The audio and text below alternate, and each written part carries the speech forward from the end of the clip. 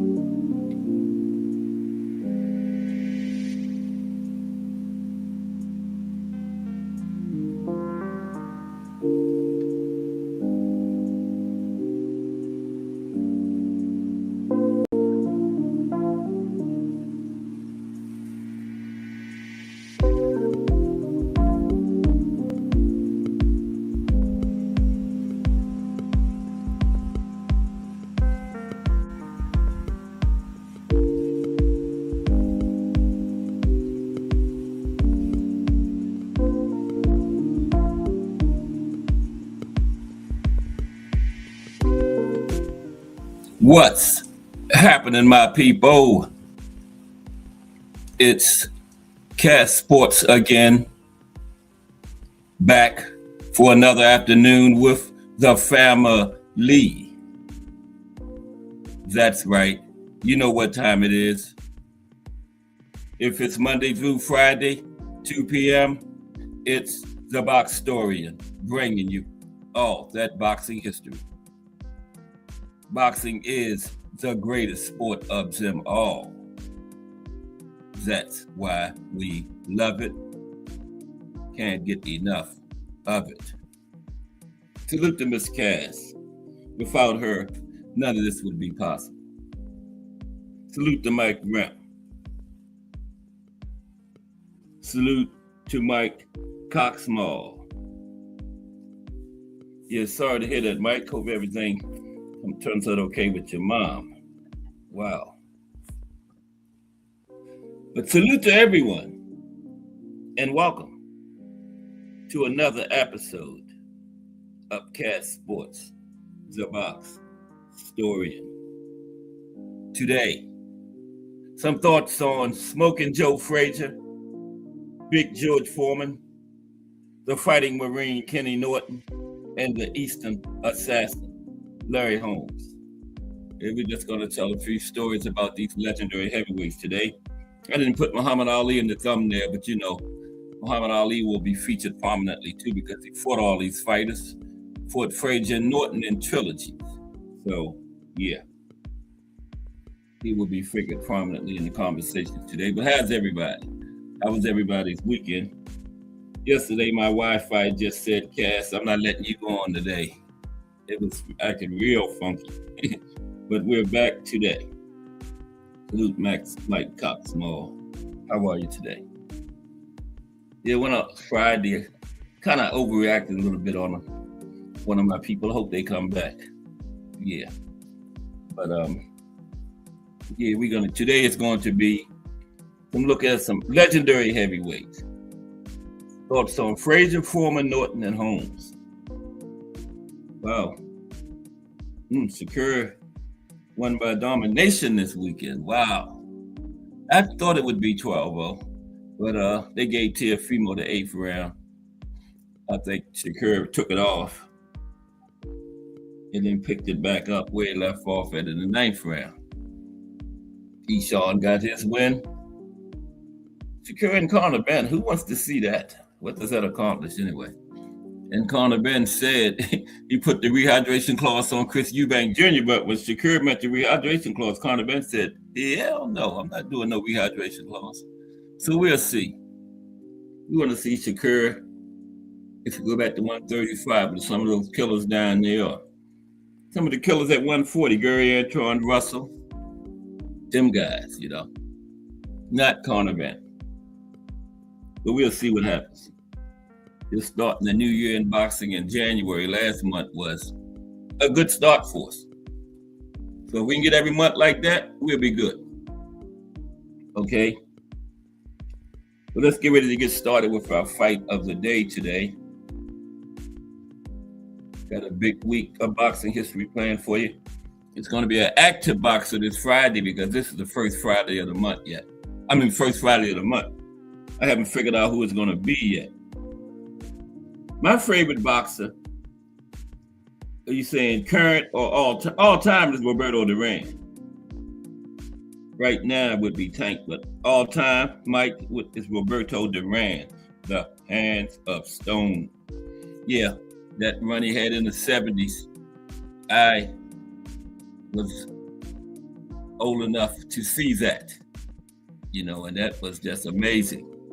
One loss at lightweight, and that was Esteban de Jesus early in the decade, and he avenged that twice. I believe he was like 54-1 in the 70s at lightweight. So yeah, Roberto Duran, because I saw that in the 70s. I didn't read about it or hear about it on YouTube. I saw that run play out, and he was just, as close to unbeatable. That's like two fighters. Nobody's unbeatable. Two fighters in history that I saw that was as close to unbeatable as you can get. Muhammad Ali in the 60s and Roberto Duran in the 70s. Okay, at lightweight. That was amazing. Yeah, but to answer your question, Mike, it's Roberto Duran. It's my favorite all time. Yeah. Okay, but let's get into, thanks for the question, Mike. Appreciate you. Let's get into today's fight of the day now. We always start with a fight of the day. Now, it don't have to be a long way in the past. It's just in the past. Could have been yesterday. It's boxing history. So without further ado, today's fight of the day. And remember, don't have to be that far in the past.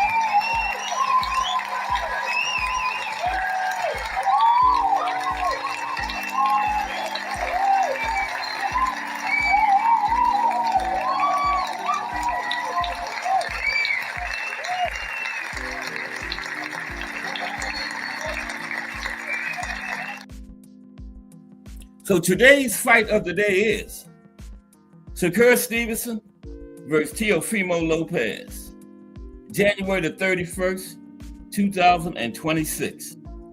Shakur dominates and dethrones Teofimo. Told you, don't have to be that far in the past. It is boxing history, recent boxing history, but yeah, Shakur versus Teofimo is the fight of the day today. Let's get into it. Shakur Stevenson delivered a masterclass performance to dismantle Teofimo Lopez with ease and become a 4th-division world champion. Stevenson claimed a wide unanimous decision, 119-109 on all 3 judges' scorecards over Lopez, dethroning him of the WBO super lightweight title Saturday night at Madison Square Garden in New York City.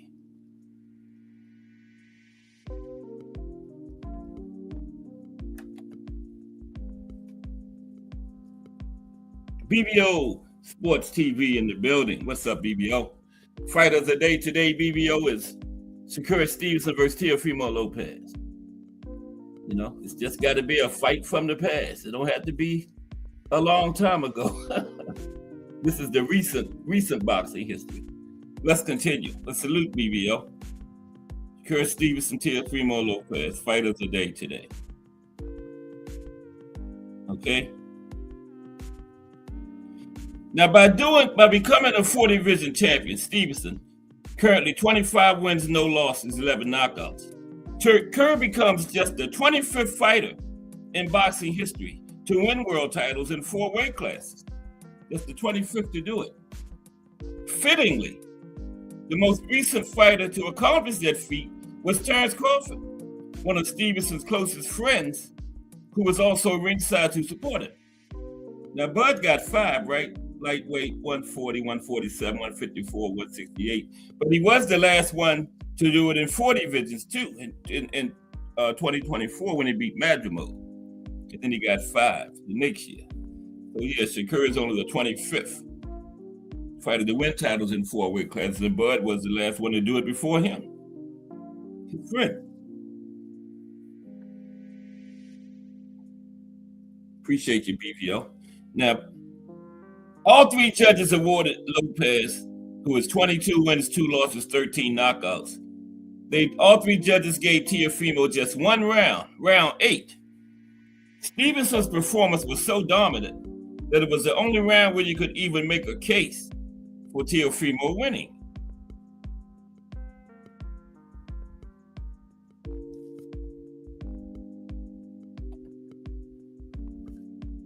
Stylistically, it was a perfect matchup for Shakur, who entered the night as uncrowned number 8 pound-for-pound boxer in the world. The 28-year-old American is one of the best fighters in the sport at long range, while Teofimo is a pure boxer and counterpuncher.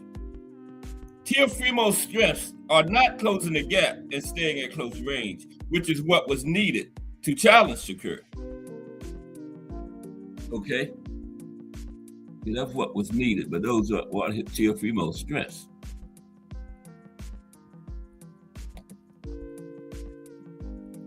Shakur did not move as much Saturday as he has in other fights.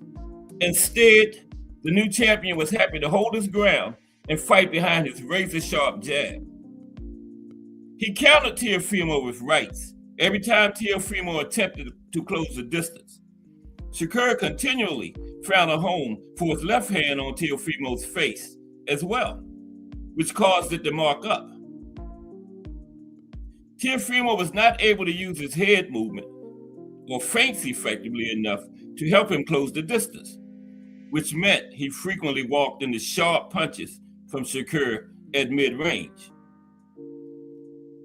Damage to Teofimo's left eye became apparent from round 6 onward, and Shakur targeted the cut with right hooks around the guard. By the end of the fight, Teofimo's cut was pouring blood onto his face.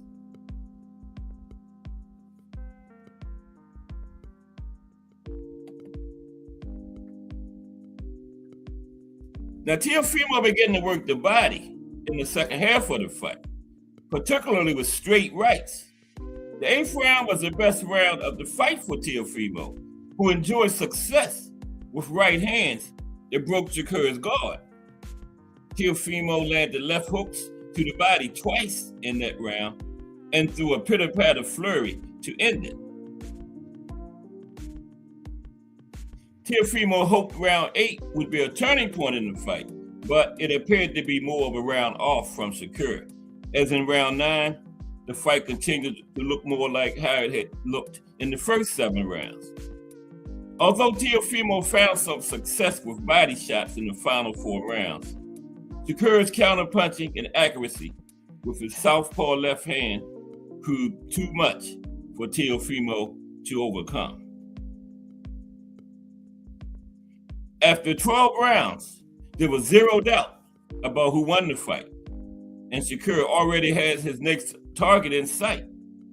The newly crowned WBO super lightweight champion called out welterweight contender Conor Benn, who was involved in an altercation earlier in the night with Rolando Ramirez.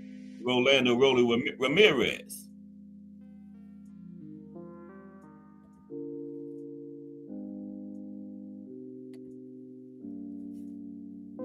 There's a fighter in here right now, Shakur began, and he motivated me tonight, too. Where's Connor Ben? Connor Ben, we can get it banging, boy. I want that same rehydration clause that you put on Chris Eubank Jr., and I want that fight. Fighters a day. Shakur Stevenson versus Teofimo Lopez. And there's your winner. Slick Shakur Stevenson. He don't have a nickname, so I gave him one. Slick Shakur Stevenson. Recent boxing history. Saturday. Okay, salute Al Booker. Okay, so today we're going to look at some legends. Smokin' Joe Frazier, Big George Foreman, the Fighting Marine, Ken Norton, and the Eastern Assassin, Larry Holmes.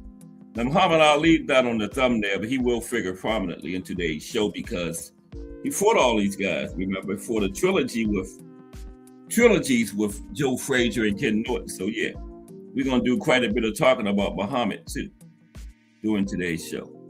Okay, but we're going to start out with Smokin' Joe Frazier. Some thoughts on Smokin' Joe Frazier. Okay, but how was everybody's weekend? You enjoyed the fights? If we can get every month like this first month starting the year out, we're going to be good. They talking Boots Virgil early 2027 now. That's the last I heard. But well, we all thought that was next, but can't get everything. But I guess we'll get it eventually. Then Azias turned into the man at 154. He unified Saturday. He got half the fight, half of the four big titles there. Two of them.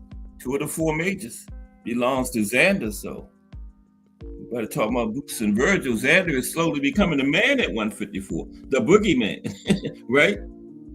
So yeah, Boots and Virgil better come on. Xander making them look bad over there, right? But Smokin' Joe Frazier, Al Booker says Xander Zayas, Hot Rod, Big Baby, George Kelly, Shakur. Okay, that's how you got it, Al Booker. Yeah, and they're talking about Boots and Josh Kelly. I'm not sure. I don't know what's short next for Boots. Eddie Hearn don't know either. That's the kind of thing. That's like a bad move Boots they going to Eddie Hearn because Eddie been effing up. He didn't get the Brian Norman fight. He's not getting the Virgil fight for him. Come on. But we'll see what happens. Let's talk about Smokin' Joe first. Some thoughts on Smokin' Joe Frazier.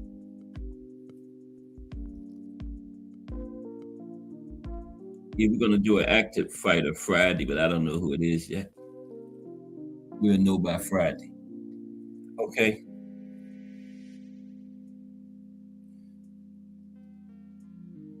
Joe Frazier was a ferocious heavyweight. He put some serious hurt on his opponents. And they were tough opponents too. Golden age of the heavyweights. When Frazier was in his prime, he would not enter the ring to merely outbox the other man, nor was his aim to simply score the knockout. Smokin' Joe was there to inflict pain and to destroy a man's soul, to break a man down, not only physically, but spiritually and emotionally.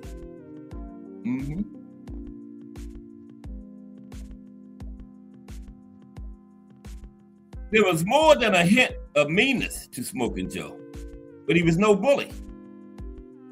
He just gave no quarter and expected none in return.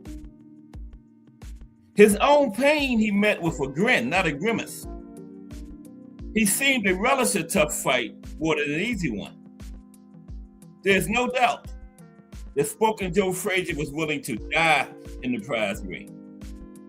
Let us not forget what he did to the undefeated Muhammad Ali when they met in Madison Square Garden in the aptly billed Fight of the Century, March 8th, 1971. Smokin' Joe took the fight to Ali for 15 rounds, administering a thorough beating to the self-proclaimed greatest and walking through some of the best shots Ali could throw. Yes, he did. Smokin' Joe was coming. Dozens of them, hundreds perhaps. And yet Smokin' Joe was firing back with the more hurtful blows and always pressing forward, forcing the fight. One thing about Joe Frazier, he was coming forward. He had to knock him back. And he wasn't going to stay back. He was going to get right back up and come forward and get asked Big George Foreman. It is a testament to Ali's toughness that he survived until a final belt. Twice, Frazier had him on the verge of being knocked out. Over the next 5 years, Frazier and Ali met twice more, and each time it was Muhammad Ali who emerged victorious. But neither of the Ali-Frazier sequels compare to the original fight. In the sequels, in the first fight, both men were younger and in better shape. Both men were undefeated, and the action was a lot sharper. First fight.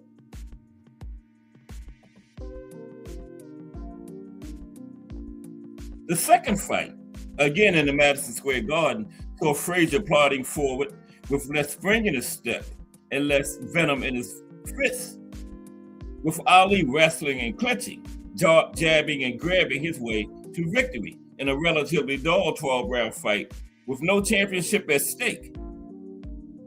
But the high drama returned for their third fight, staged in the Philippines, the so-called Thriller in Manila. It was as brutal and as grueling as the original fight, but it was essentially a fight between two fatter, slower, older versions of the same men. While they managed to crank up just as much intensity, they were unable to complement their competitive spirits and warriors' hearts with the skills and tools they had possessed just a few years earlier. They were both over the hill. Both over the hill by the third fight.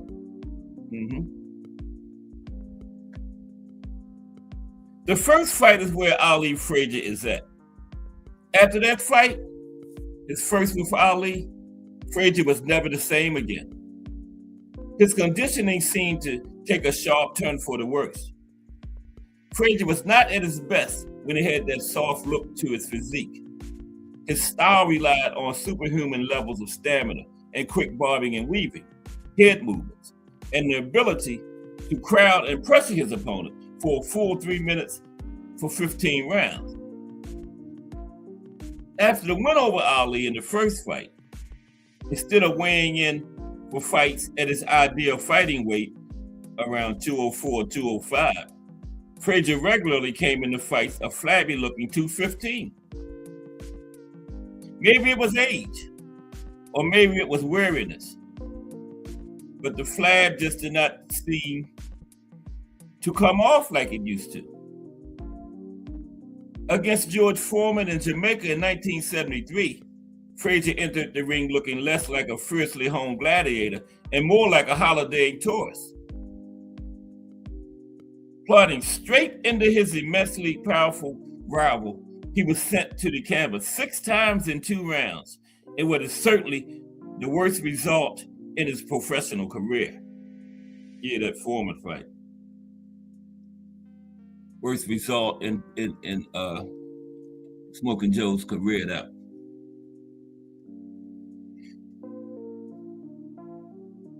Now, there's no doubt that George Foreman was a great fighter and at the peak of his powers when he took the title away from Frazier so emphatically that day, January 22nd, 1973, in Kingston, Jamaica. Foreman was one of the strongest and most powerful fighters in the history of boxing. A great fighter in his own right.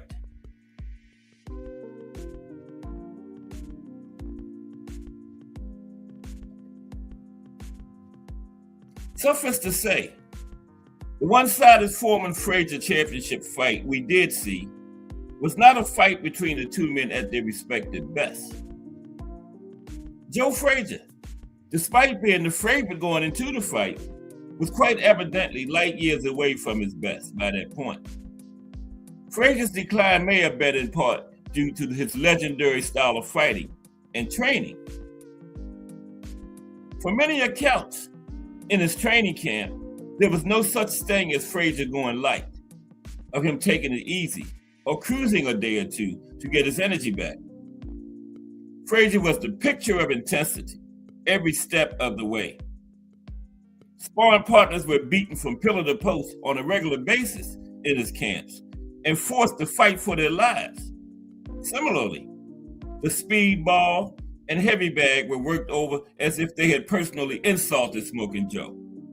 Yeah, Joe Frazier never took it light. Fights, training camp, nothing. Always going 100 miles per hour, full speed ahead, 100% of the time. Smokin' Joe would run for hours at a time, as far and as fast as was possible. Of course, the accuracy of this portrait of Frazier's training regimen can only be verified or refuted by Frazier or those who spent a lot of time with him doing training. But knowing what we know from the way he fought, it is almost certainly true that insanely rigorous training sessions were the norm for Smokin' Joe. Every day in training was executed in top gear. Every day. Full speed ahead.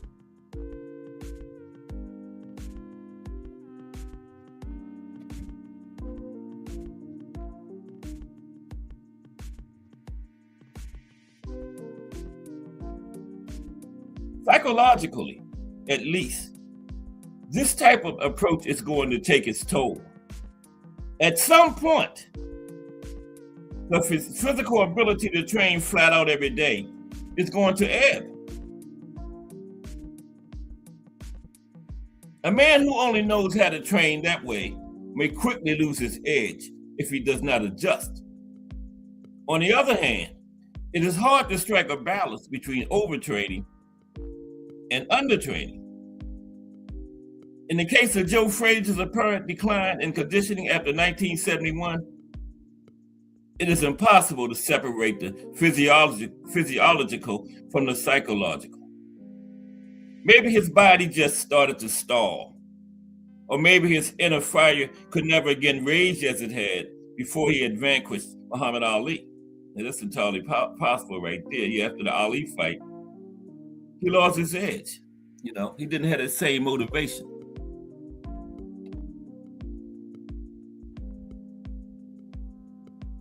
Frazier also suffered ailments such as high blood pressure and eye cataract, an ever-increasing propensity to swell up during fights, and other eye trouble that hindered him during the latter half of his career. He was legally blind in one eye when his career started, okay? His style of fighting was certainly not suited to a long career. Henry Armstrong and Rocky Marciano, two great swarming pressure fighters to whom Joe Frazier was often compared, both retired at the age of 32. See, that style they fought just wasn't conducive to a long, 15, 20-year career. It just wasn't. Yeah, Joe only had like 32 fights overall in his career.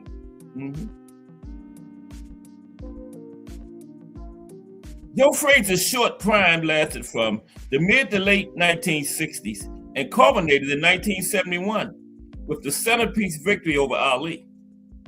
Now, during these years, Frazier was an awesome fighter, evidence of which has been caught on film. His fights with Oscar Bonavena, George Chuvalo, Buster Mathis, Manuel Ramos, Jerry Quarry, Jimmy Ellis, Bob Foster, and of course Ali, show a fighter of rare ability, power, courage, and tenacity. Not one of these fighters could keep Frazier at bay. Not one of them could keep Frazier from turning the fights into his sort of fight. His relentless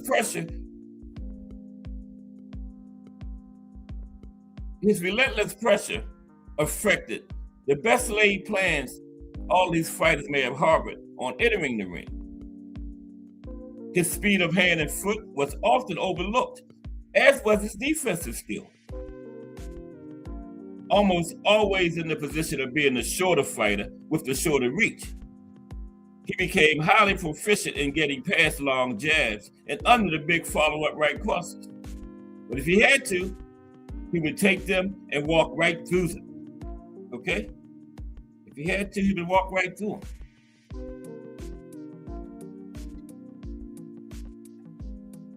He's remembered for his vicious left hook. It was a tool he used not as some sort of loaded weapon to pull out on rare occasions to score a big spectacular knockout, but he used his left hook as a constant drill against his opponent's body and head, a hook that could and would be doubled, tripled, and quadrupled up. And when it landed flush, it would deposit the foe on the canvas. When it glanced, it would chip away another piece of the man's soul and further dissolve his spirit. And when it missed, it would strike fear and panic into the opponent as it whistled past his head. Complemented with an underrated left jab and a thunderous right to the body, Smokin' Joe's hook was a frightening sight to behold. Yes, it was.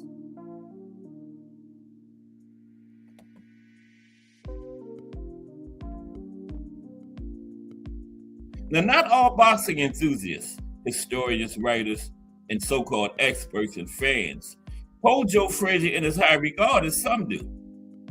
Max Kellerman, a TV boxing analyst with an apparently good degree of boxing knowledge in boxing history, once claimed that Joe Frazier would be outpointed in a fantasy fight with Roy Jones Jr. Now, Max Kellerman had drank too much Kool-Aid that day.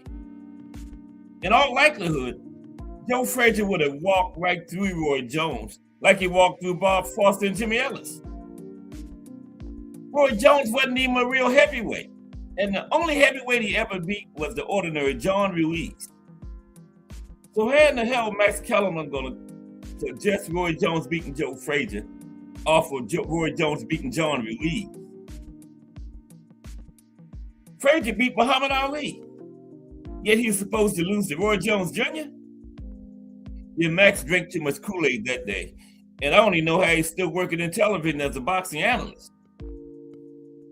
With opinions like that, Roy Jones gonna beat Joe Frazier. Roy not even a heavyweight, and the only heavyweight he ever beat was John Ruiz. But somehow Max thinks that makes him beat Joe Frazier. Leave that Kool-Aid alone, Max. Now, Max Kellerman's remarks may be unusual, but they represent a general tendency to underrate Joe Frazier among the modern heavyweights. Many see Joe Frazier as just playing second fiddle to Ali in their classic fight trilogy, and they see nothing outside of the Ali fights to uphold Frazier's claim to greatness. They only see as Joe Frazier as a B-side to the Ali trilogy. There's a tendency in bookshop boxing literature to portray Frazier's famous victory in the fight of the century as just the beginning of the second act in the play that was the career of Muhammad Ali.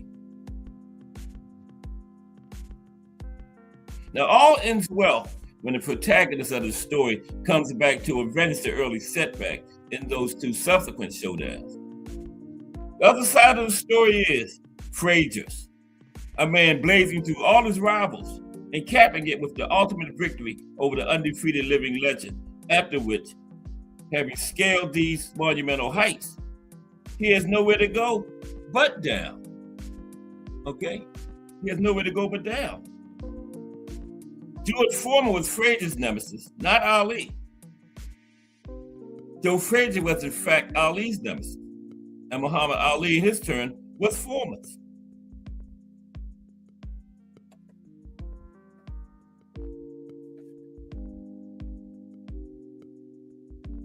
The George Foreman fight leads many to question Joe Frazier's chin.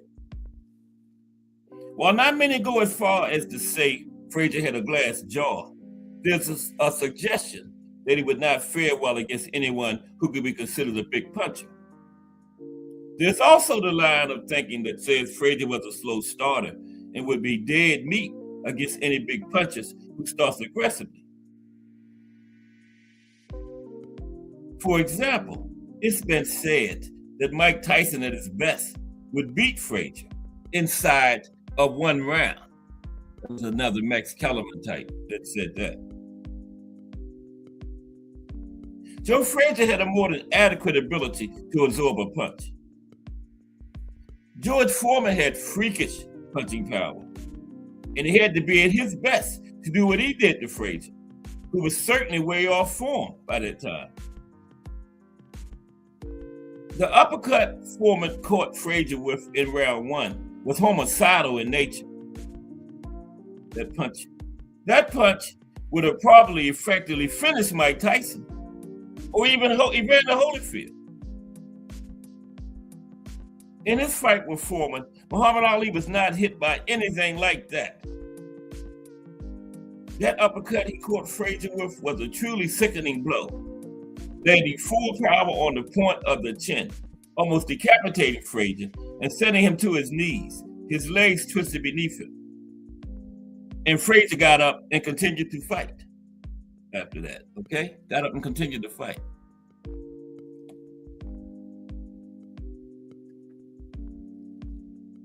Other than the Foreman fight, you can't pick out too many knockdowns suffered by Joe Frazier. A young novice Joe Frazier was knocked down against Mike Bruce early in his career and hit a couple of knockdowns to the caveman-like Argentinian Oscar Bonavena in another early fight. And little else in the way of moments when Joe Frazier was truly hurt during his career. You can also see that Ali was trying his hardest to punch Frazier with full power for the best part of the first fight and the third one. And Ali was a decent puncher when he had to be, but Frazier stood up to everything Ali threw at him, all three fights. Jerry Corey was another fighter who could bang when he needed to. And he sure as hell tried to take Frazier out, but Smokin' Joe soaked it all up. There was clearly nothing wrong with Smokin' Joe's chin. Nothing.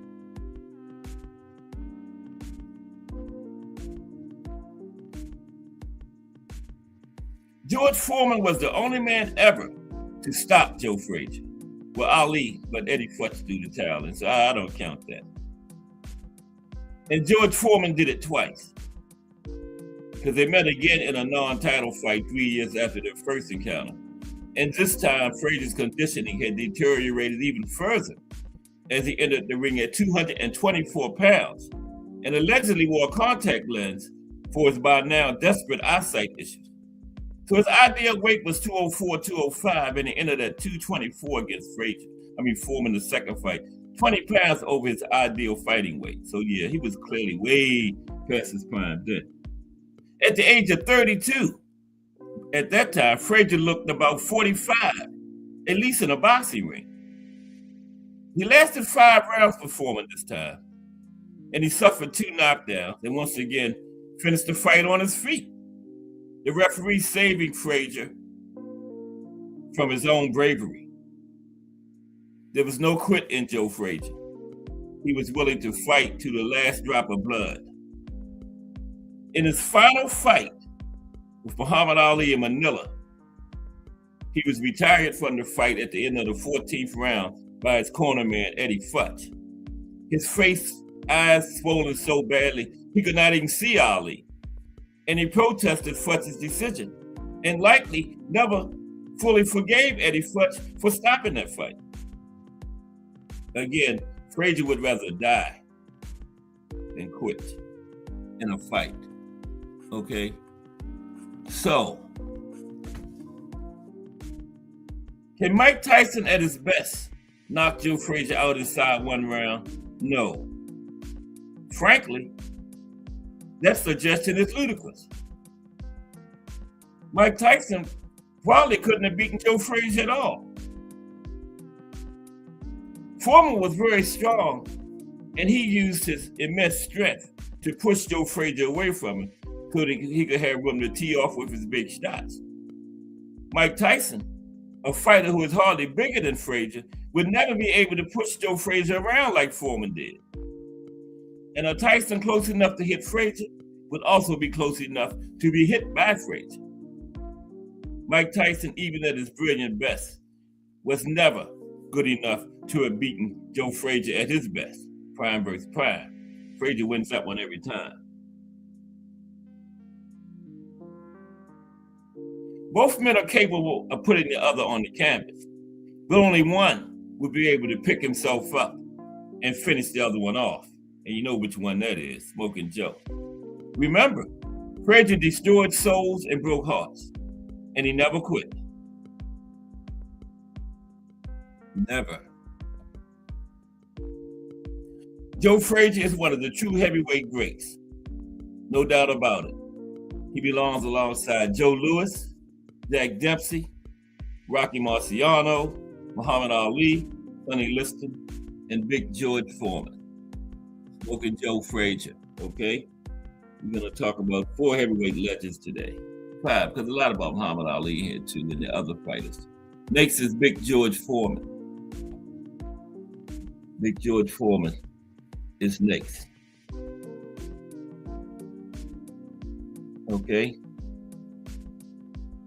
Let's get into Big George now. Heavyweight legend, George Foreman. Big George Foreman.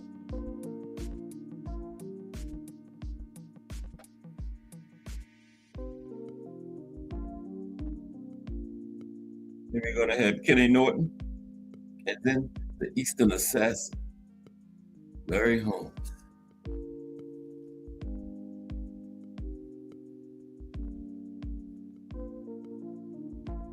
All right.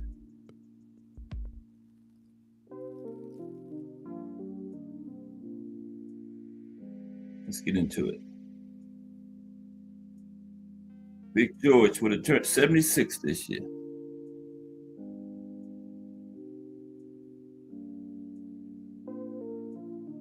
Well, here we go. Okay.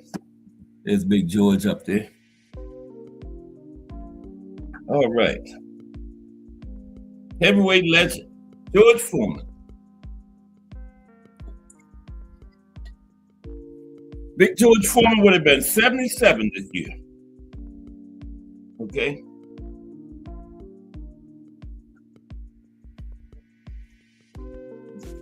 Now, as all boxing fans know, heavyweight legend, Big George Foreman, passed away in March of last year at the age of 76. Last month, he would have celebrated his 77th birthday had he not departed.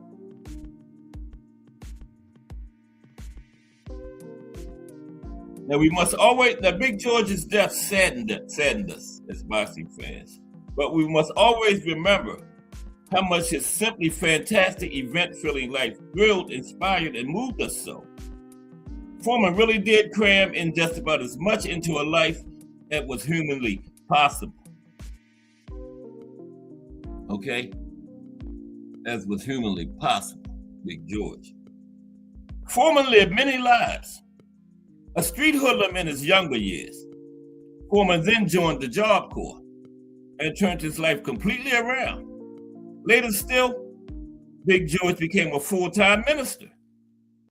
And when it comes to his boxing career, or careers, with the plural, Foreman really did do it all. Okay, when it came to his boxing career, he really did do it all. Olympic gold medalist, yeah. Big George. Olympic gold medal winner, heavyweight champion of the world twice, numerous super fights fought, shock upset wins scored, shock upset losses suffered, and of course, comebacks, great comebacks for Big George. Won the gold medal, he only had 21 fights as an amateur, 18 years old. And he fought a Russian that was 30 years old, 12 years older than him, and had over 200 amateur fights. Big George stopped him. After stunning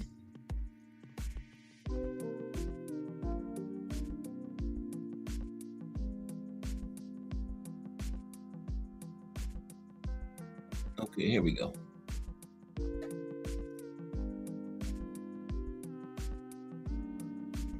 After stunning Joe Frazier in the world with those 6 brutal knockdowns in Jamaica in January 1973, Foreman soon ran into the one and only Muhammad Ali. The biggest fight in history took place in Zaire, and Foreman was felled. It took him some time to get back up. Comeback number 1 came in the form of a fiercely unforgettable war with Ron Lau. Then George fell victim to another clever boxer. Now, Jimmy Young was no Ali, but Foreman was down, yet not out. Once again, it was March of 1977, and Foreman left the boxing arena for an entire decade. Took an entire decade off. The 1987 comeback was vastly ridiculed. Foreman believed it if no one else did. But soon enough, fans everywhere began to climb on board. The letters poured into the boxing magazines, with fans letting everyone know that, yes, Foreman would make good on his vow of regaining the title. Foreman had the support of the fans in a way perhaps no other fighter ever had. Jerry Coney was crushed in what was looked at as Foreman's first genuine comeback test, while French contender Addison Rodriguez was also neatly dispatched. Foreman had earned the shot at Evander Holyfield's world title.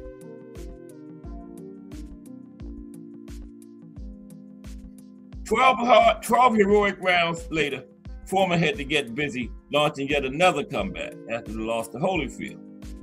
Foreman was not yet done dreaming. A points loss to Tommy Morrison, this for the WBO belt, also failed to stop Big George.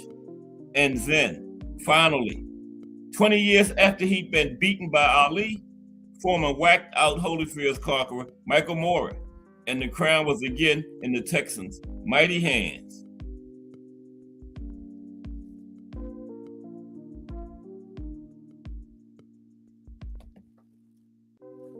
What a story. What a career. Again, what a life. George touched millions of people all over the globe, either in the 1960s, the 1970s, the 1980s, or the 1990s. George Foreman, 1949 to 2025. Final career record, 76 wins, 5 losses, 68 by way of knockout.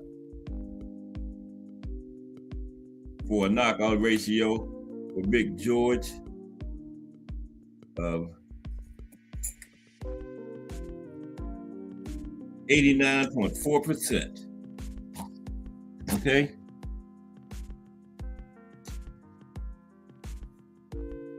World heavyweight champion from 1973 to 1974 and 1994 to 1997.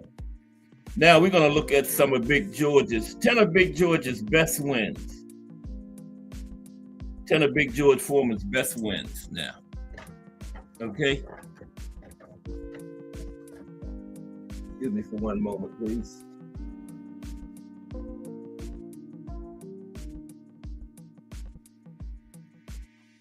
Okay. All right, let's look at 10 of George Foreman's best wins in his career. All right. Okay. I think the first one is Shannon Briggs. Yeah. Shannon the Cannon or something like that. Briggs. Now, this was on November 22nd, 1997. The final fight of George Foreman's career may have been recorded as a loss, but unlike his other 4 defeats, this one clearly should have gone the other way, and therefore rightfully takes his place as one of Big George's great victories. They actually lost this fight, but he was clearly robbed. Now, Briggs had big advantages in youth and speed, not to mention the physical tools to give Big George a difficult night. But the 48-year-old Foreman controlled the action with his ramrod jab, pushing the younger man around and occasionally staggering the cannon with heavy right hands.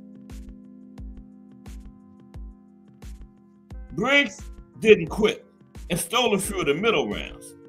But at the final bell, all watching assumed the old man had won a clear-cut decision. But then the scorecards were read, and it was announced that Shannon Briggs was the new lineal champion, prompting outrage and even investigations. But Big George decided it was a good time to hang him up, and so he rode into the fistic sunset, seemingly unconcerned with the official outcome of his final fight. 10 of Big George Foreman's best wins. That was actually a loss, but he really won it, so it's on here. Okay, next is Lou Savarese. Yeah, Shannon won that by majority decision over George. Lou Savarese, April 26, 1997. At this point in his career, Big George didn't need to take any serious risks. But while Savarese was not viewed as a legit top contender, he was young, strong, undefeated, and fresh off a knockout win over Buster Mathis Jr. In short, Savarese wasn't the biggest risk, but he wasn't a pushover either. Big George fought like he always did in the second act of his career, steady, relaxed, and with enough aggression to keep the younger man from trying to overwhelm him. He opened a bad cut over Savarese's eye in round 3, and the younger man's vision was hindered through the rest of the fight, as the two big men spent most of it exchanging heavy shots at close range. After a bruising 12 rounds, Big George was awarded a split decision in what would be the final victory of his long career. Not his last fight, one of them, but it was the final win of his career, Lou Savarese. Okay, next was Alex Stewart, April the 11th, 1992. Having surprised many with his highly competitive performance against world champion Evander Holyfield, Foreman was now a fixture near the very top of the division's rankings. Meanwhile, Stewart, though a ranked opponent, was not viewed as a major threat after stoppage losses to Mike Tyson and Michael Moorer. The Vegas bookies tabbed Big George a 6-1 favorite coming in, and those expectations appeared fulfilled when Big George sent the destroyer to the canvas twice in round 2. But instead of demoralizing Stewart, the knockdowns appeared to galvanize him, as he went on to give one of the finest performances of his career, taking a fight to Big George and landing enough big shots to cause the former champion's face to balloon up into a grotesque mass of swollen lumps. It required all of Big George's strength and experience to stay in the fight with the younger man, as he just barely edged a razor-close decision to keep his incredible comeback alive. Alex Stewart, looking at 10 of George Foreman's best wins. The next one was Adelson Rodriguez. Yup, they say the power is the last thing to go, and that's what Big George did to Rodriguez. He was over 40 by this point. June 16th, 1990. Now, Big George had returned to the ring in March of 1987, and by this point, he reeled off 20 straight wins over various overmatched opponents and journeymen, but he had yet to face a world-ranked contender until now. Rodriguez was not viewed as a serious threat to derail the former champion's quest to regain the world title, but he did represent the first official ranked top 10 contender that the 41-year-old Foreman has faced since his defeat to Jimmy Young way back in 1977 in his first career. Additionally, the Brazilian matched up well with Foreman size-wise and was no slouch in the power department, having notched 28 stoppages and 36 pro wins. Given all that, any kind of legit victory, even a close decision, would have bolstered the veteran's standing in the division. But a relentless Big George walked Addison down and ended the fight in round 2 with a thunderous left hook to the chin. Yep, the power is the last thing that goes. Ex Addison. Okay, the next fight, looking at 10 of his biggest wins, was Gentleman Jerry Cooney. Is big. Oh, that's still Addison. Gentleman Jerry Cooney. Nope.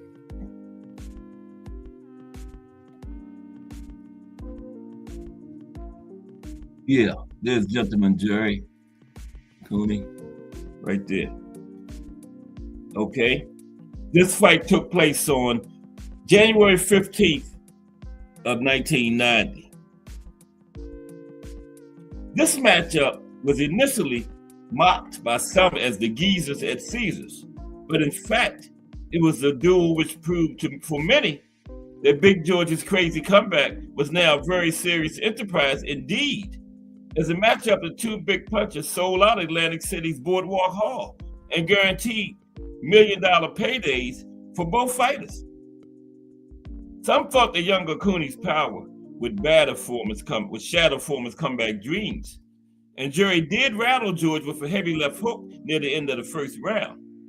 But then, Big George unleashed a vicious two-fisted attack in round 2, which led to a knockdown, and was then punctuated by the now legendary drive-by uppercut shot. Without question, one of Big George's most memorable knockout wins, first or second career. That was vicious.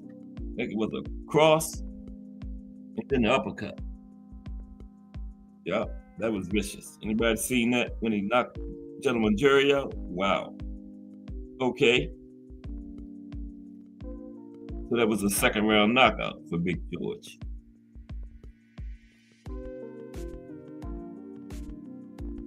Yeah, TKO too. Referee stopped it, but Jerry wasn't getting up. Gregorio Peralta is next.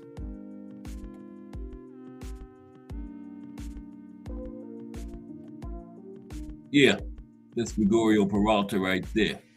Looking at 10 of Big George Foreman's best wins. This was May 10th, 1971, in his first career.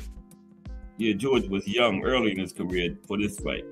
Peralta was a veteran.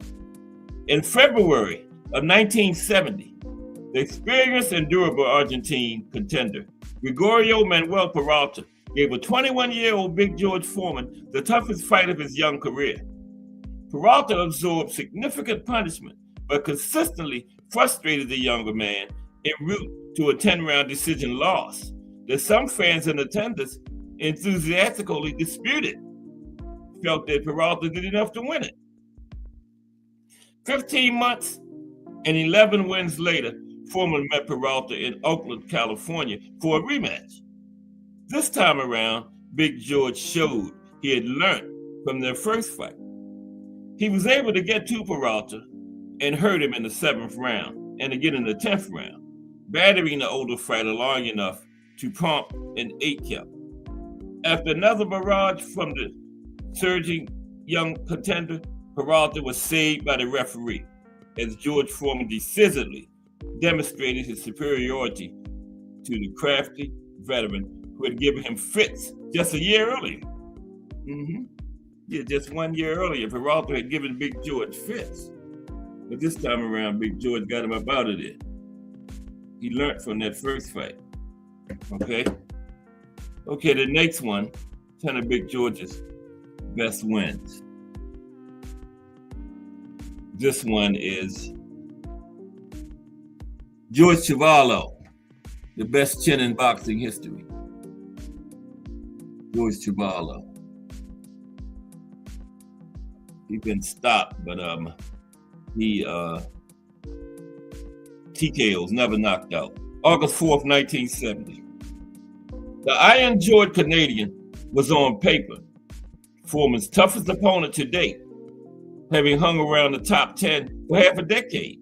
In fact, just a few months earlier, Javallo had defeated the highly regarded Jerry Quarry by knockout. But against Big George, Javallo was simply outgunned. Early in round 3, Big George landed a monstrous left hook that rocked the Canadian back into the ropes. For the next 40 seconds, the former Olympian unleashed a non-stop barrage that forced Javallo to cover up and just try to survive.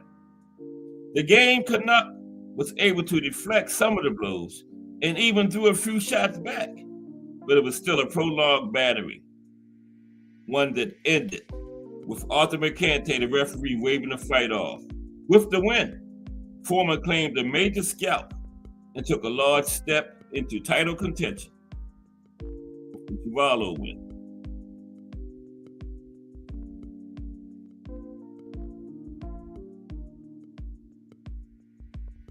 Smokin' Joe Frazier, 2. This was the second. Smokin' Joe Frazier, 2. Okay. June 15th, 1976. Now, they billed this fight as the Battle of the Gladiators, but the Frazier vs. Foreman rematch needed a little hype. It was a clash of former world champions, 2 big punchers, both men having posted incredible performances in their most recent ring appearances. Big George had scored a much-needed victory over top contender Ron Lau, while Smokin' Joe was coming off an amazing performance in a losing effort against Muhammad Ali in the legendary Thriller in Manila. Given the vulnerability that Foreman had shown against Lau, having been hurt several times and knocked down twice, all agreed that, despite the blowout loss Frazier had suffered in their first meeting in 1973, Smokin' Joe had more than a puncher's chance to get revenge. But when the bell rang, it was Big George's greater power and size, setting the tone. While Smokin' Joe, sporting a shaved head for the first time, just couldn't keep up. Foreman methodically broke Smokin' Joe down and scored 2 knockdowns to win by 5th round TKO. George Foreman's 10 best wins. Kenny Norton. This took place March 26, 1973. Now, hindsight, as they say, is 20/20 vision. And so looking back at it seems predictable that Norton, who over the course of his career proved vulnerable to big punches, would fall to the new heavyweight king, who had scored nothing but early round knockouts in his last 11 fights. But that was not the thinking at the time. Norton impressed many in 2 tough battles against Muhammad Ali, winning one and losing one. Dropped a razor-close decision in the rematch with Ali. And while a 3-1 underdog coming into this fight, he was seen as a big test for the next world champion, the new world champion. Foreman had just beat Frazier. Now, few were predicting a Norton win, but few still were anticipating a complete blowout. But that's exactly what happened. The defending champion obliterating the fighter who had given Ali so much trouble with ease. Obliterated Norton with ease. Foreman's power shot sending Norton down twice before the referee stopped the fight. Stopped the massacre. A couple more to go. Ron Lau. This was fight of the year here. Ron Lau. Here's Big George down. January 24th, 1976. Foreman's reputation had taken not 1, but 2 devastating hits as he went into a showdown with fellow power puncher Ron Lau at Caesar's Palace in Las Vegas. The first hit was the upset knockout defeat to Muhammad Ali. The second was a ridiculous 5-fight circus in Toronto that almost made Big George a laughingstock. He already fought the 5 in one night. That was a big debacle. The Foreman needed redemption, and he got it, but only after the dangerous Lau took him to the brink of another knockout defeat. Rocked numerous times and floored twice in round 4, Big George found the grit and the guts to take the punishment before roaring back to score a 5th-round knockout in a fight that is now universally regarded as one of the greatest heavyweight slugfests of all time, in 1976 Fight of the Year. Oh, my bad. 12 of Big George's best victories. That was 10 right there. 12 of them. Joe Frazier won. Got to have that. Briefly. Joe Frazier won. January 22nd, 1973. With a record of 37-0, George Foreman had clearly established himself as a dangerous contender and a serious threat to take the world title. And yet few at the time saw him as ready to beat the battle-tested warrior that was undisputed world champion, Smokin' Joe Frazier. The Vegas art makers deemed Foreman a 3.5-to-1 underdog, as Frazier, the conqueror of Mathis, Chihuahua, Query, Bonavina, Tillis, and yes, Ali, set himself to notch his 11th straight championship defense. Okay? So one can only imagine the shock of sports fans when Big George Foreman absolutely demolished the undefeated world champion in short order, scoring 3 knockdowns in the opening round and 3 more in round 2 before the massacre was stopped. No other victory in part 1 of Foreman's career made a greater impact or so vividly defined his image as an immensely powerful force of unstoppable destruction. And of course, the biggest win in George Foreman's career was Big George's career was, of course, Michael Moorer. November 5th, 1994. It seems with the passage of time, Foreman's glorious and unlikely victory over a world title holder, 19 years his junior, has somehow lost some of its luster. No doubt in part because Moorer never regained the form which had made him a 2-time world champion. But the simple fact is, no one had a right to think that a 45-year-old battler coming off a one-sided defeat to Tommy Morrison had anything more than a puncher's chance when he stepped through the ropes for what all knew had to be his final shot to regain the world title. So this was George's last chance and his comeback to do it. The challenger was a solid 3-to-1 underdog that night. Yep, they had Foreman as a 3-to-1 underdog. But a grimly determined Foreman gave an extraordinary performance, putting unrelenting pressure on the younger man while absorbing countless clean shots before finally getting home a perfectly timed and perfectly aimed right hand to the chin that made Big George a 2-time heavyweight king. The Foreman's demolition of Joe Frazier more than 2 decades earlier had established his image as an all-time great puncher. It was this equally shocking win over Michael Moorer that made him a legit icon in heavyweight boxing history, an immortal of the fight game, and an all-time great. Rest easy, Mr. Foreman. You are forever a heavyweight legend. All right, George Foreman, okay? Ken Norton is our next heavyweight legend. Some thoughts on Kenny Norton now. The Fighting Marine, Ken Norton.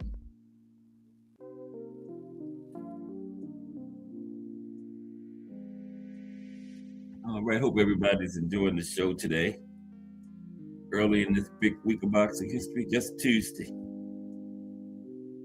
Looking at some thoughts on Frazier, Foreman, Norton, and Holmes. Now, Ken Norton. is next. Had that trilogy with Muhammad Ali. Some people think Ken Norton won all of them. Yeah. If Ali won any of them, it was the second. But they gave Norton the first one. And the second one. And the third fight was really like the closest of them all. That was the only one that was they gave all three judges gave it to Ali. Unanimous. That was the only one that was unanimous. Yeah, and I thought that was the closest one of them all. He had all these sports writers at ringside scoring. I think like 20 out of 25 or something like that. Gave it to Norton. But the three judges gave it to Ali. So Ali retained his title. Yeah, that was the only one that was a title fight to the third one. Okay, Kenny Norton. Now, looking back at the career of Kenny Norton, the Fighting Marine. Started boxing in the Marine Corps. I think I told y'all before. I was in the Air Force, but me and Ken Norton did the same job in the military. We did the same job. You know something? Okay. Now, of course, he was in there way before me. Now, Ken Norton was born in Jacksonville, Illinois, in August of 1943. Most famous for his three memorable fights with Muhammad Ali. Norton, a Hall of Famer, achieved plenty more in his 14-year ring career than just those three fights with Ali, but that's what he's most known for.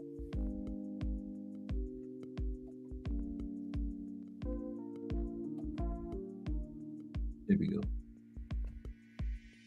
That's what he's most known for. The three fights with the greatest, but there's a lot more to Ken Norton's career than that. Okay.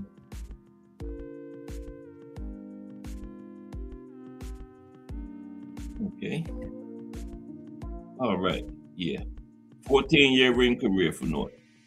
A former Marine, Norton turned pro in November of 1967 with a fifth-round knockout win over Grady Brazel in San Diego. A further 15 wins followed, all but one by knockout, before Ken ran into Venezuela's Jose Luis Garcia. Norton was stopped in 8 rounds in July of 1970. Unperturbed, Ken boxed again just over a month later, keeping a clean sheet during his next 14 fights. It seemed the setback to Garcia had been a mere blip. Certainly, after his huge upset win in March of 1973, it definitely looked like it. That was one over Ali. Well, this was the fight in which Norton hooked up with Ali for the first time. Surely all fans know what happened in the famous fight held in San Diego. Norton gave Ali sheer hell with his fighting style, broke the former champion's jaw, and won a split decision. Afterwards, Norton said he was on cloud 10. Cloud 9 wasn't high enough. The former Marine had beaten the draft dodger. Ken Norton had well and truly arrived on the world stage. Now, Ali claimed he'd be in better condition for the rematch once his jaw had healed, that is, and he was.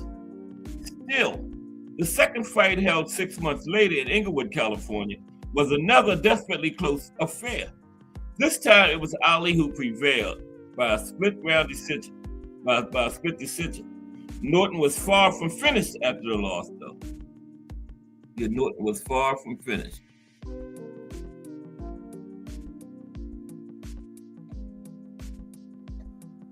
The following year, he met the new champion, Big George Foreman.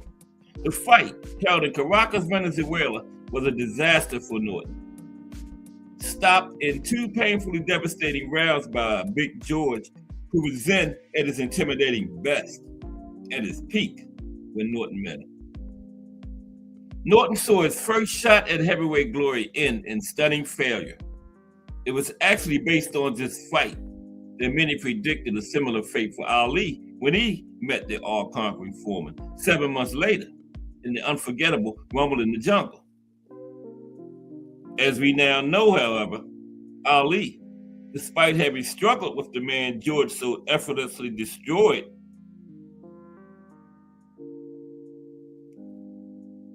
was able to score a knockout of his own in Zaire. Ali was on top of the world. Norton, on the other hand, was back to being a mere contender.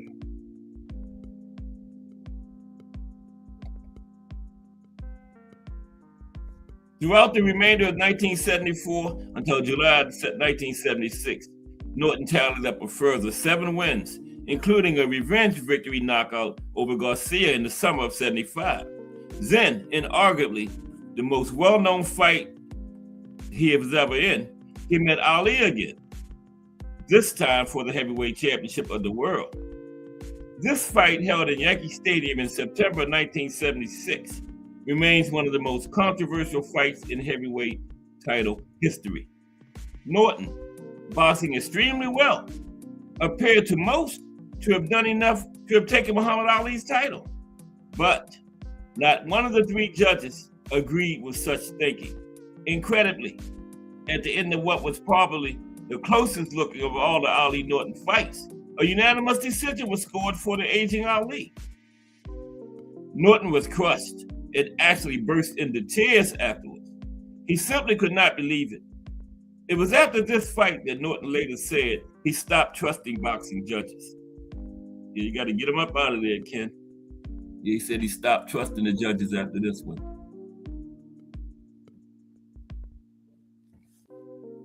There was one more truly epic fight to come in Ken's career. After scoring 3 wins in 1977, including an elimination fight with Jimmy Young, which he won on points, Ken wound up being proclaimed as the WBC world champion. Ali had lost to novice Leon Spinks, of course, and Neon Leon chose to box Ali in a return fight instead of the Norton Young winner. Based on this, the WBC stripped Leon Spinks and handed their title to Norton. Kenny was at last the heavyweight champion of a sort, because Leon still had the WBA title. Everyone still looked at Ali, who avenged his loss to Spinks late in 1978, as the real champion. But Norton's heart and courage could never be discounted, not after his superb fight with the unbeaten Larry Holmes in his sole title defense, which came in June of 1978. Yep.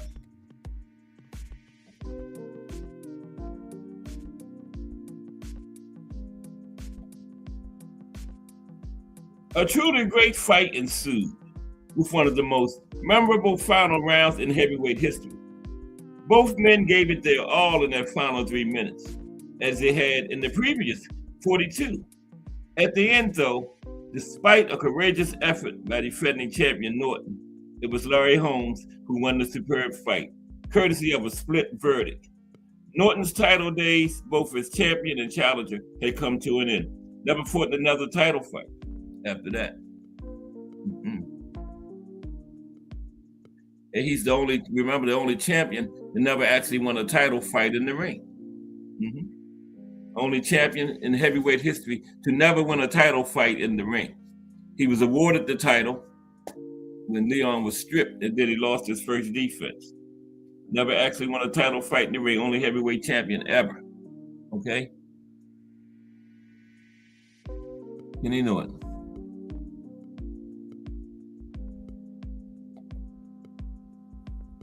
Kenny fought on for a further 5 fights, winning 2, losing 2, including a 1-round knockout loss to the murderous punching Ernie Shavers. Yeah, that's Ernie. Ken laying on the mat there, right? And drawing one. His final fight, a brutal 1-round blast-out by new sensation Jerry Cooney in May of 1981, should never have happened. Norton hung up his gloves after his ill-fated decision to box gentleman Jerry while pushing 40 years of age. Yup, pushing 40 then. It is him and gentleman Jerry. Going out in 54 painful seconds to the new great white hope, Jerry Cooney, was not how it should have ended for a great boxer like Kenny Norton. The man who, according to more than a few people, defeated the incomparable Muhammad Ali 3 times. Okay? That's what they say, he beat Ali 3 times. Norton's final record, 42 wins, 7 losses, 1 draw, 33 knockouts. He was WBC heavyweight champion from November 1977 to June 1978. Now let's take a look at Ken Norton's bloody battle with Jerry Quarry. Nick. Ken's bloody battle with Jerry Quarry. Let's take a look at that now. And then Larry Holmes is going to be the final legend we look at today.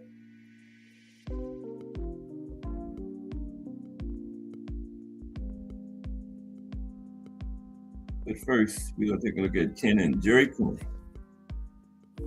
Not Cooney, Jerry Quarry.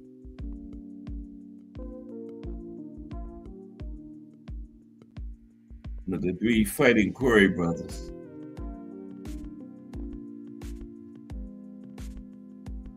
Okay.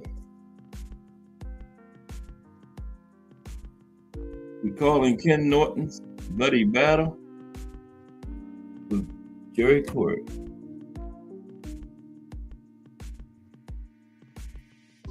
Okay, here we go. There's him and Jerry right there.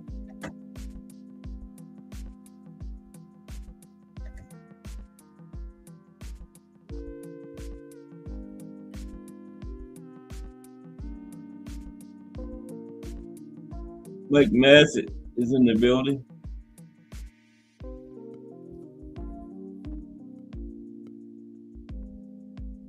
Yeah, Keyshawn got it done.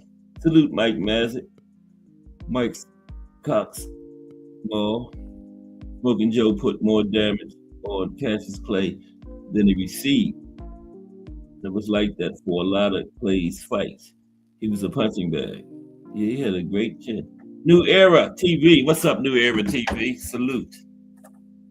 I wasn't paying attention to the chat. Salute New Era TV in the building. Like and subscribe, please. Cash Sports the Box Historian. Monday through Friday at 2 p.m. Bringing you all that boxing history. Yeah, Foreman and Law that's called one of the greatest heavyweight slugfests in history right there. New Era, yeah. That is a great fight right there to watch. I watch that every now and then. Mm-hmm. Yeah. You like slugging, that was it. 5th round. One fight of the year too. 5-round fight. Mm-hmm. I think with Law went down 2 or 3 times. I know Big George went down twice. In the 4th round too, I believe. Yeah. Okay, let's look at this fight between Kenny Norton and Jerry Quarry.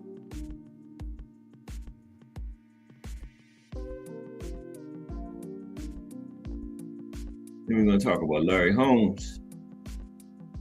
Yeah, we're calling Ken Norton's bloody win over Jerry Quarry. There's him and Jerry right there. Okay, let's take a look at that. Now, Ken Norton scored numerous big and important wins during his sometimes underrated ring career. The former Marine beating, among others, Muhammad Ali, Boone Kirkman, Dwayne Barbick, Jimmy Young, Randall Texacoff, and Jerry Quarry, among others. Okay. Mm-hmm.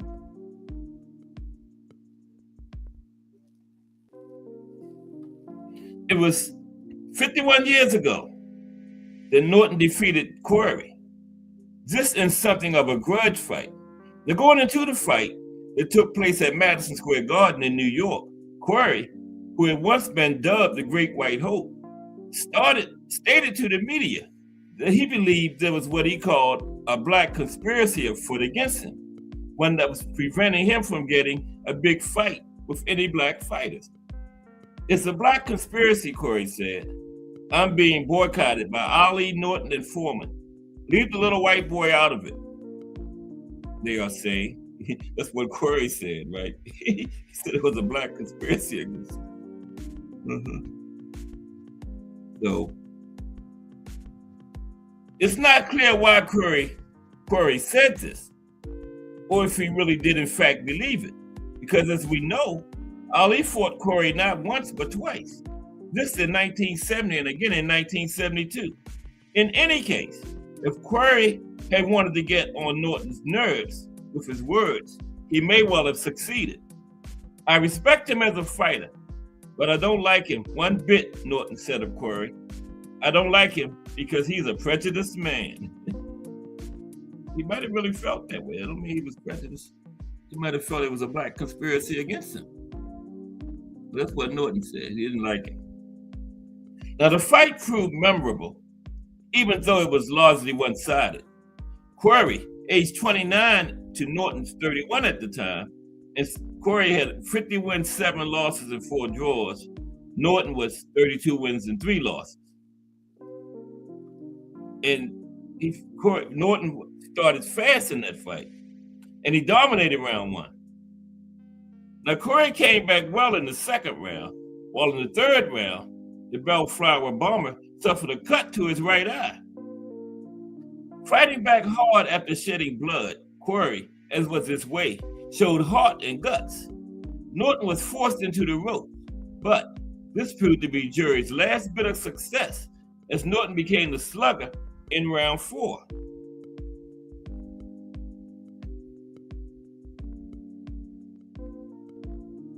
And Norton became the slugger in round 4.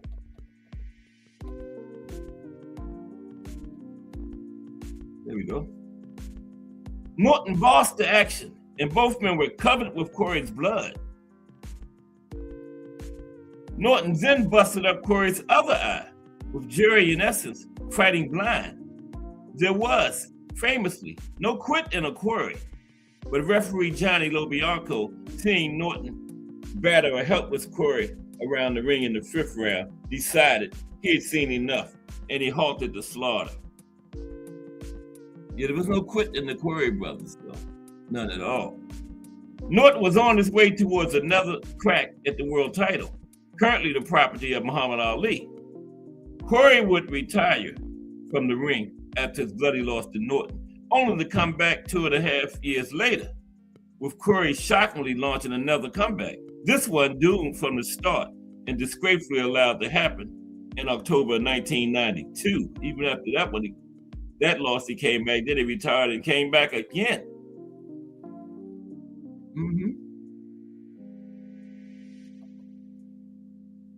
Norton was far too good for Corey, as Norton was far too good for a number of great heavyweights during that golden era. That was the 1970s. Okay, so now let's get the Eastern Assassin in here. Larry Holmes is the final heavyweight great we're going to address today. Here's the Eastern Assassin, Larry Holmes. Yeah, Big George Albuquerque. It is the Eastern Assassin. Larry Holmes. Thoughts on Larry Holmes. So, yeah, we're going to talk about, is he the greatest living heavyweight currently? Larry Holmes? Gage all X. Let's talk about it.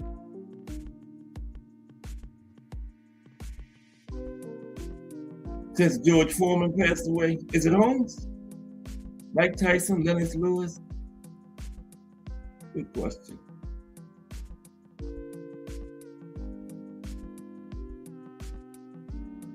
Let's talk about that. Make a good case for Larry Holmes being the greatest living heavyweight currently.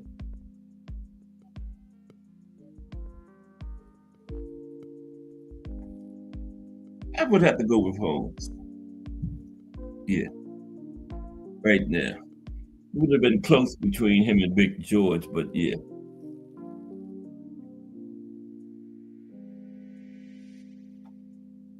Larry Holmes, boxing's greatest living heavyweight.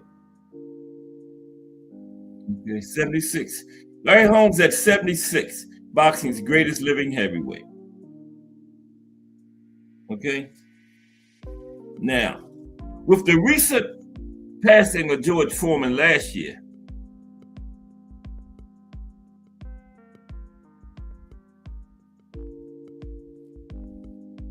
in some minds, the greatest living heavyweight is now Larry Holmes. Because for so long, plenty of people were torn between naming Foreman or Holmes as the greatest living big man of the sport. Okay? The greatest living heavyweight.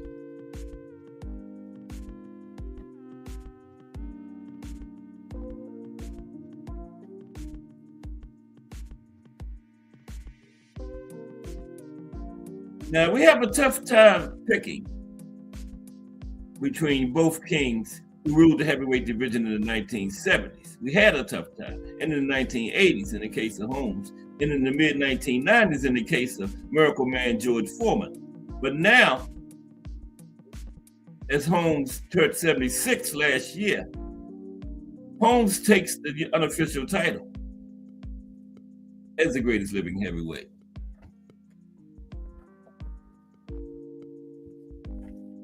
Some fans point to Mike Tyson as the greatest living heavyweight. Others say Lennox Lewis deserves the distinction. Others still may argue that one of the Klitschko brothers deserves the honor. But to many people, with the passing of Foreman, the Eastern Assassin is firmly the man. Okay? Many say the Eastern Assassin is firmly the man now, with the passing of Foreman. It's easy to see why Holmes is so respected. And this respect is a thing Larry always said was denied him during his active years as a fighter when he was world champion. Now, you can see why Holmes is so admired. For one thing, Holmes might just have had the baddest, most excellent, finest jab in the long history of the division. Holmes also racked up quite an impressive number of world title defenses as he ruled over the division from June 1978 to September of 1985. The legacy beyond the shadow of Ali. Legacy beyond the shadow of Ali. Holmes' resume is especially impressive, with the former sparring partner of Muhammad Ali, in whose shadow Larry toiled for so long, holding many good wins over bad young dudes, as Larry would say, over some bad young dudes. Ernie Shavers, Jerry Cooney, Tim Witherspoon, Ronaldo Snipes, Carl the Truth Williams, and plenty of others. Holmes didn't duck anyone. Holmes didn't duck anyone, that's for sure. And despite his critics, and yes, despite Larry's own behavior of poor sportsmanship upon losing the world title to Michael Spinks, this when Holmes badmouthed Rocky Marciano, whose 49-0 record Holmes was trying to equal and then surpass. Holmes carried the crown with dignity, other than at one time. In the Norton War, remember, going back to the start of his long reign, we must always remember how super special Larry Holmes' winning fight with Ken Norton was. The last truly great 15-round heavyweight fight, Holmes won a 15-round split decision over Norton, and it was a classic that so many fans loved dearly. And the 15th and final round equals the Torrid Hagler Hearns round 1. As far as savagery, that 15 round was epic. And now, some decades after he first went pro, some decades after he proved his many critics wrong, Larry Holmes is loved dearly. Who hasn't got, as the aforementioned Lewis might say, enough respect for Larry Holmes? At 76 years of age, and here's to many more, Larry Holmes, the greatest living heavyweight. Let's look at some Larry Holmes fights. That's like 5 Larry Holmes fights. Okay? Look at a couple of Larry Holmes fights. Now, let's see. A couple of Larry Holmes fights.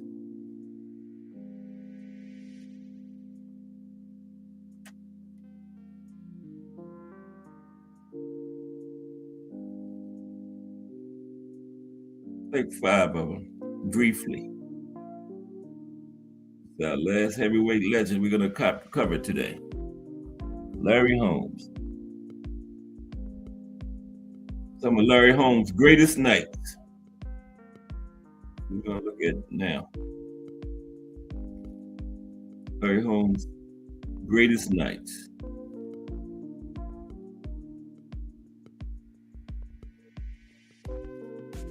Okay, here we go. Larry Holmes' greatest nights. Okay, the first one is what is that?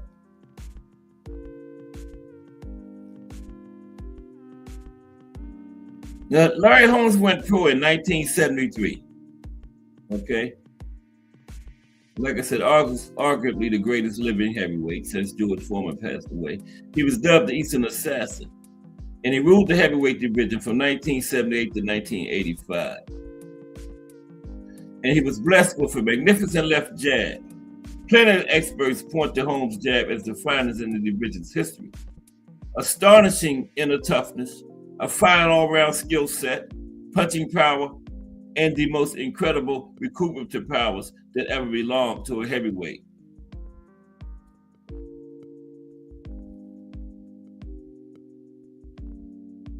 Okay, so here we go. We're gonna look at some of his greatest nights, like 5 of them. June 1978, 15-round split decision over Ken Norton. A sensational fight that saw both men give their all. This battle of attrition slugfest features one of the greatest rounds in all of boxing history. This the final round, which actually decided the fight.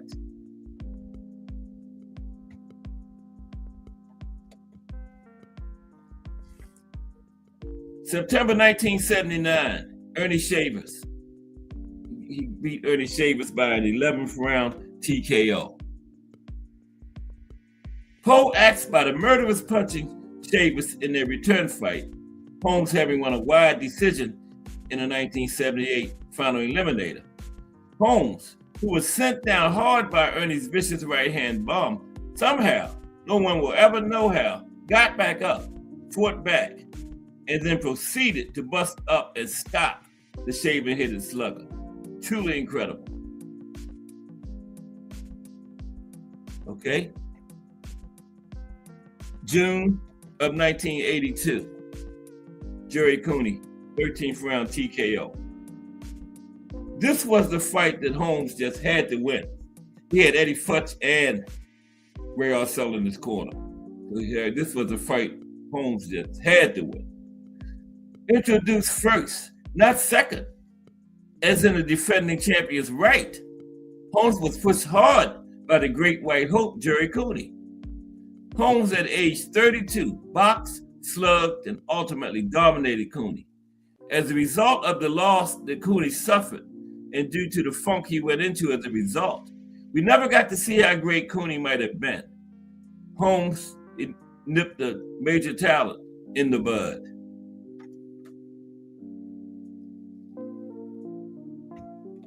November 1981, Ronaldo Snipes. Holmes won by 11th round TKO.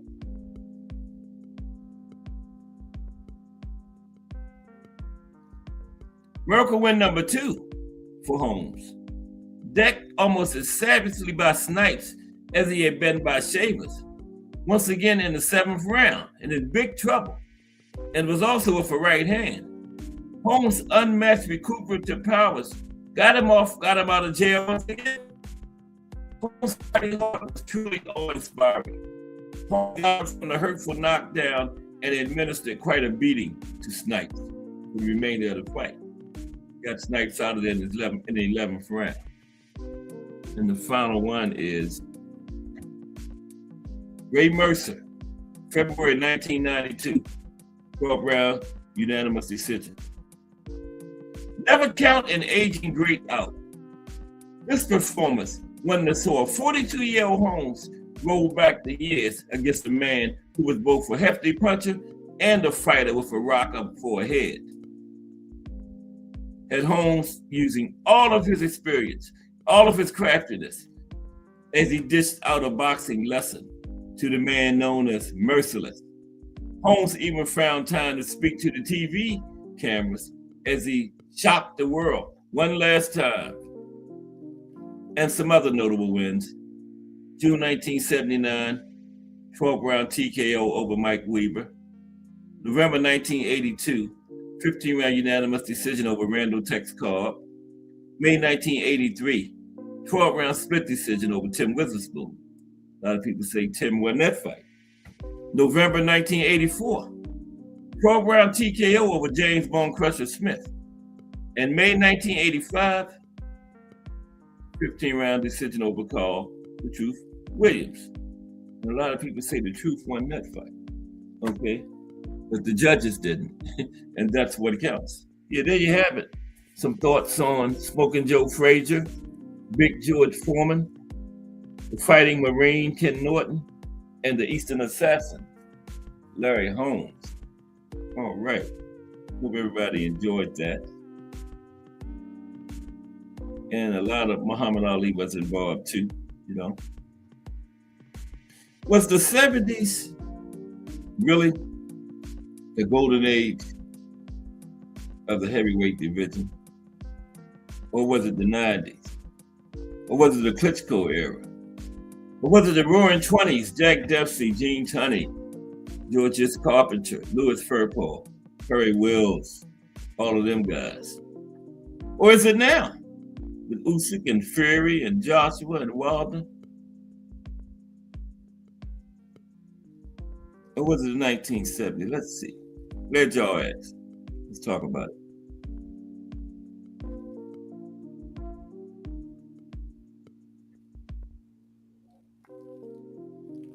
Yeah. They say now in the Klitschko era, it's the worst. Now the worst in all the boxing, period. Klitschko era wasn't their fault, you know. They didn't have a whole lot of competition. But I think they would have been good in any era. You know, the Klitschko brothers. They was big, two big, talented monsters, man. Could box too. Mm-hmm. Vladimir just had that chin, you know. The talent with Vladimir's chin might have been unbeatable. Vladimir would lose, and then Vitaly would come in and beat the guys that beat him. I think he did that a couple times.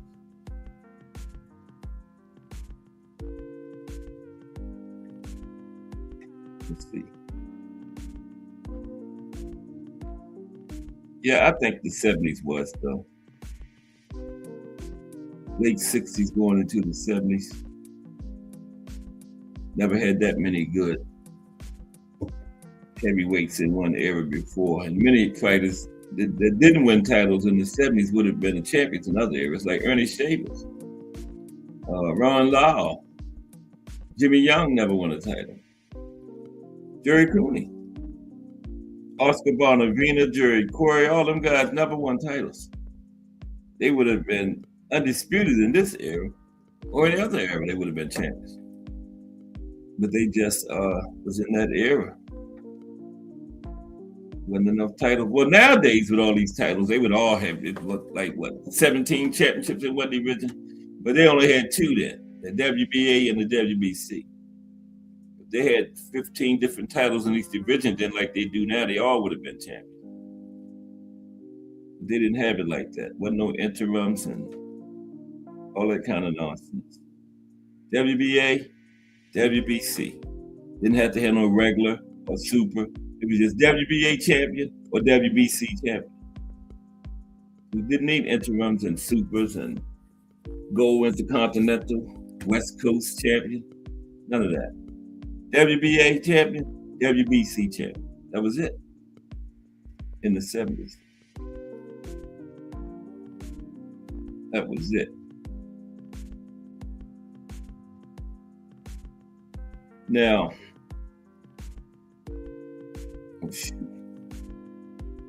the 1970s is widely considered the greatest golden age of heavyweight boxing due to an unparalleled concentration of elite talent, including Muhammad Ali, Joe Frazier, Big George Foreman, Ken Norton, and later in the decade, Larry Holmes. This era featured historic, high-stakes matchups and deep competitiveness that defined the sport. Key reasons the 1970s was the golden age: unmatched talent, depth. The era featured multiple Hall of Fame fighters operating simultaneously, meaning top contenders would likely have been champions in other eras. That's what I was just saying. Fighters that only reached the status of top contenders back then would have been champions in other eras. Well, likely. You can't say for sure, but likely been champions in other eras. Another reason that it was a golden age: legendary rivalries. Iconic defining fights took place, such as the fight of the century, Ali Frazier. Told y'all how iconic that was. March 8th, 1971, on the 30th anniversary, the two men's daughters fought, March 8th, 2001. It don't get no more iconic than that. 30th anniversary, your daughters fight, the same two men. Don't get no more iconic than that. And they had defining fights took place. The Sunshine Showdown, George Foreman and Joe Frazier. The Rumble in the Jungle, Muhammad Ali, George Foreman. And not just the champions, strong contenders. They had the strongest group of contenders in history, okay? Beyond the main champions, the division was incredibly deep, with elite fighters like Ernie Shavers, Jerry Quarry, Ron Lau, and Jimmy Young, never even reaching championship level. Okay? Ernie Shavers, Jerry Quarry, Ron Lau, Jimmy Young, Oscar Bonavena, never even reaching championship level. Unprecedented popularity, television, massive purses, and global interest propelled the sport to its heights. Transition to modern era. While the 1970s was a peak, it also bridged into the late 70s, early 80s success of Larry Holmes. Now, while some debate the 1990s as a contender for the title of the golden age of heavyweights, the depth of talent combined with the cultural impact and quality of competition in the 1970s makes it the standard for the golden age. Okay, makes it the standard.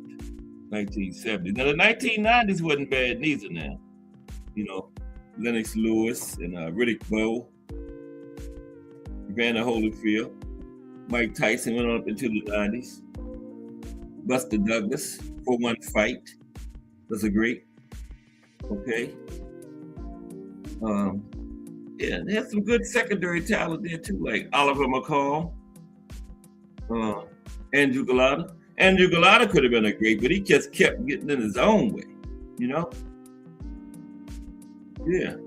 He had Riddick Bowe beat twice, but got disqualified both times because of low blows. You know?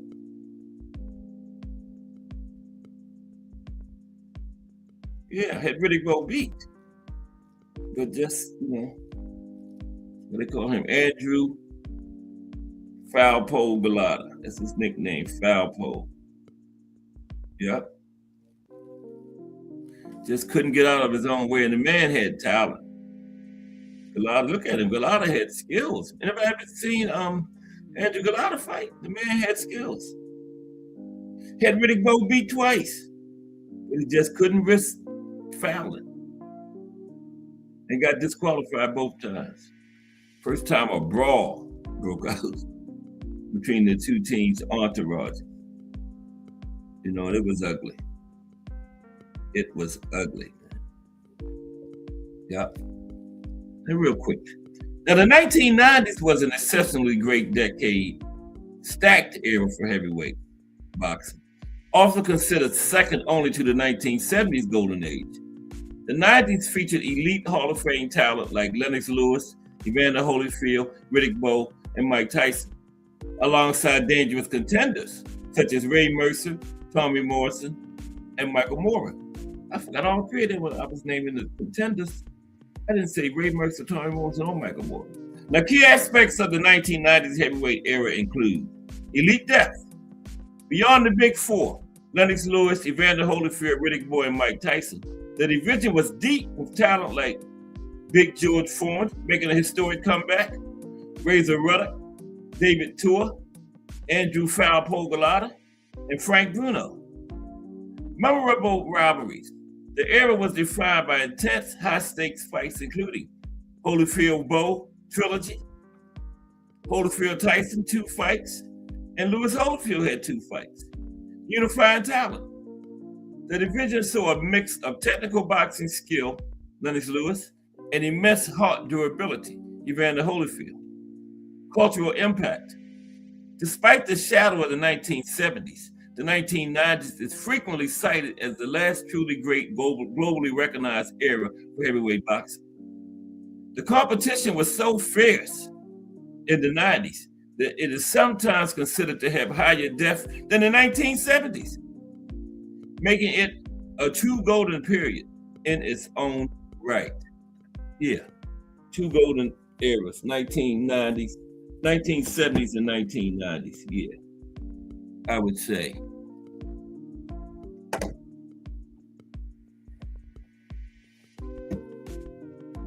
Okay, golden ages. The 20s wasn't bad. 30s was fire too. Yeah, 30s. Jack Sharkey, Max Baer, Max Smelling, James J. Braddock, Primo Carnera, Joe Louis.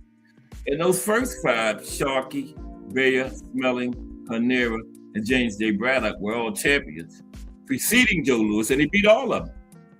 Beat James J. Braddock for the title. Cinderella Man. Joe Louis beat all 5 champions preceding him.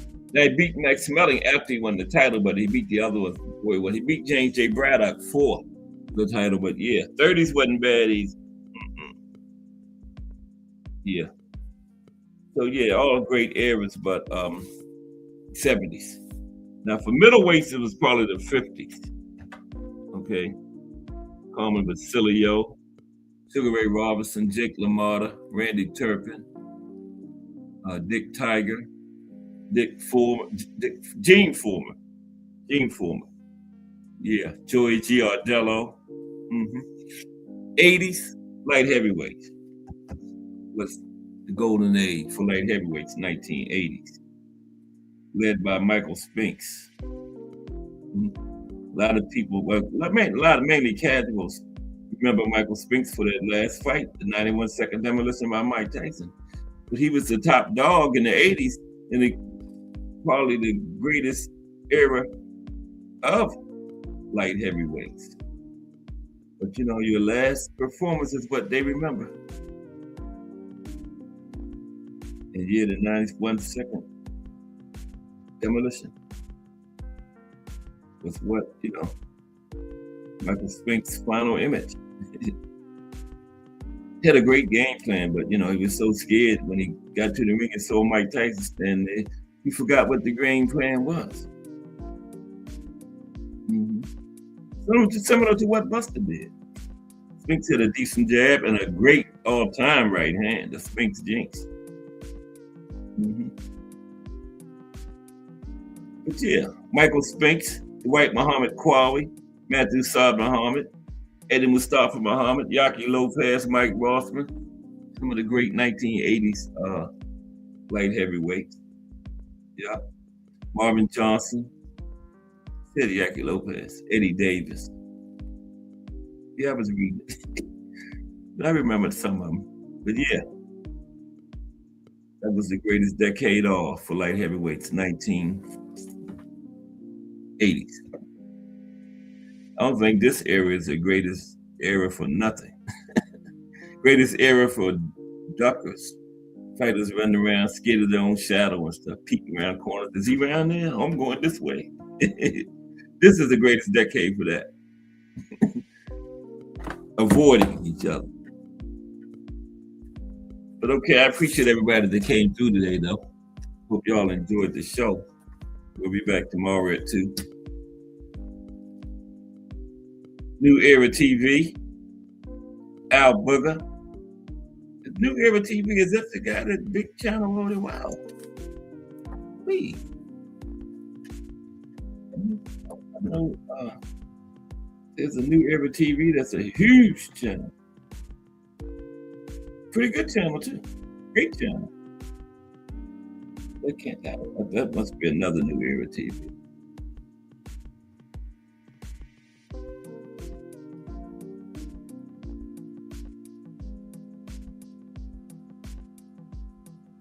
Let's see.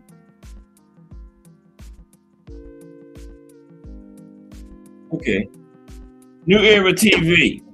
Al Booger. BBO Sports TV. Mike Coxmall. Mike Rim. Hope your mother doing okay, Mike. How are we thinking about her? Hope all is well. And Miss Cass. If it's Monday through Friday, 2 p.m., it's the Boxtorian, bringing you all that boxing history. Everybody have a great afternoon. I'll catch up with y'all tomorrow. I was going to use another language, but y'all probably know what I'm talking about. So. But everybody have a great afternoon.